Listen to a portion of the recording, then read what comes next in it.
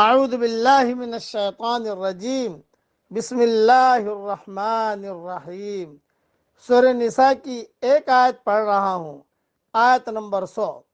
وَمَن يُهَاجِرْ فِي سَبِيلِ اللَّهِ يَجِدْ فِي الْأَرْضِ مُرَاغَمًا كَثِيرًا وَسَعًا۔ جو کوئی اللہ کی راہ میں وطن کو چھوڑے گا وہ زمین میں بہت سی قیام کی جگہیں بھی پائے گا اور کشادگی بھی۔ وَمَن يَخْرُجْ مِن بَيْتِهِ مُهَاجِرًا إِلَى اللَّهِ وَرَسُولِهِ ثُمَّ يُدْرِكُهُ الْمَوْتُ فَقَدْ وَقَعَ أَجْرُهُ عَلَى اللَّهِ۔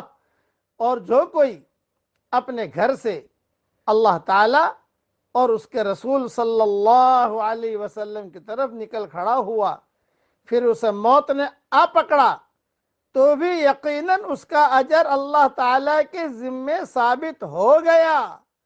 وَكَانَ اللَّهُ غَفُورًا رَحِيمًا۔ اور اللہ تعالیٰ بڑا بخشنے والا مہربان ہے۔ ان آیتوں کی تفصیل تو بہت تفسیریں ہیں، انشاءاللہ اپنے موقع پر ریاض التفسیر میں دیکھ لیجئے گا۔ مختصر یہاں بیان کر دیتا ہوں۔ اس میں نیت کے مطابق اجر و ثواب ملنے کی یقین دہانی ہے، چاہے موت کی وجہ سے وہ اس عمل کے مکمل کرنے سے قاصر رہا ہو۔ جیسا کہ گزشتہ امتوں میں سے 100 افراد کے قاتل کا واقعہ صحیح حدیثوں میں آتا ہے کہ جو توبہ کے لیے نیکوں کی ایک بستی میں جا رہا تھا کہ راستے میں موت آ گئی۔ اللہ تعالیٰ نے نیکوں کی بستی کو بنسبت دوسری بستی کے قریب تر کر دیا، جس کی وجہ سے اسے ملائکہ رحمت اپنے ساتھ لے گئے۔ صحیح بخاری شریف میں یہ حدیث ہے۔ اسی طرح جو شخص ہجرت کی نیت سے گھر سے نکلے لیکن راستے میں ہی اسے موت آ جائے تو اسے اللہ کی طرف سے ہجرت کا ثواب ضرور ملے گا، گو ابھی وہ ہجرت کے عمل کو پائے تکمیل تک بھی نہ پہنچا سکا ہو۔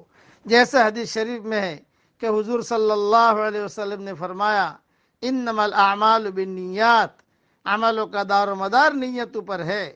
وانما لکل امرئ ما نوی، آدمی کے لیے وہی ہے جس کی اس نے نیت کی۔ جس نے اللہ اور اس کے رسول صلی اللہ علیہ وسلم کے لیے ہجرت کی، پس اس کی ہجرت انہی کے لیے ہے۔ اور جس نے دنیا حاصل کرنے یا کسی عورت سے شادی کرنے کی نیت سے ہجرت کی، پس اس کی ہجرت اسی کے لیے ہے جس نیت سے اس نے ہجرت کی۔ یہ حدیث بھی صحیح بخاری شریف میں ہے۔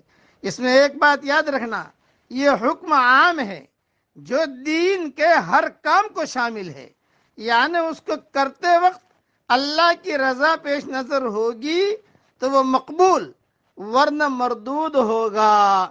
اس لیے ہر کام میں اخلاص ہونا چاہیے۔ جو کام بھی ہم کریں اللہ کے لیے کریں، اور آسان طریقہ یہ ہے کہ آدمی نیت کر لے۔ نماز میں نیت کی کروائی جاتی ہے تاکہ آدمی کا ذہن مستحضر رہے۔ ہر کام میں قرآن پڑھے، اللہ میں تیرے لیے پڑھ رہا ہوں، صدقہ دے، اللہ میں تیرے لیے کر رہا ہوں، اب نماز کے لیے نکلے، اللہ میں تیرا حکم پورا کرنے کے لیے جا رہا ہوں۔